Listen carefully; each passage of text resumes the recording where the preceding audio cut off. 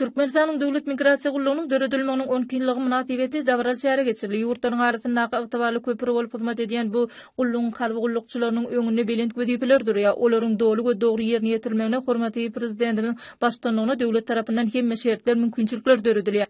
Davaranyň marşyna Türkmenistanyň prezidenti, Türkmenistanyň ýaraly güýçleriniň belent herkerde başdy hormaty prezidentimiň Türkmenistanyň döwlet migrasiýa gullugynyň harby gullukçylaryna işgärlerini iýeren gutluk haty golly. Ýurdumyzda halkara ähmetli çäreleriň ýokary derejede geçirilmegini, olara gatnaşýan myhmanlary münasip garşylamakda, migrasiýa meselelerini düzgünleşdirmekde Türkmenistanyň döwlet migrasiýa gullugynyň şahsy düzüminiň öňünde hem möhüm wezipeler durýar. Bu wezipeleriň bir kemsiz ýerine ýetirilmegi üçin ähli taraplaryň şertler mümkinçilikler döredilýär.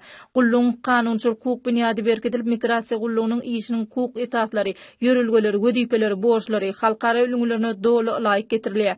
Harby gullukçylaryň olaryň maşgala agdalarynyň durmuş goragylygyny üçin etmek boýunça tutumly işler durmuş ornaşdyrylýar.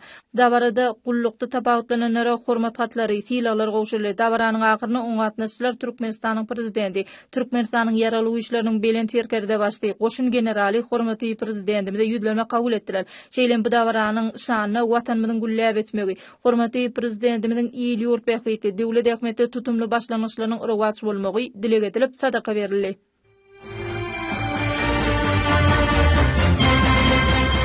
Türkmenistanyň Ulugy Ara Gatnaşyk Institutyna Belarus Respublikasynyň bilim ministriniň orunmasarynyň ýol başçylygyna hukukiýetiň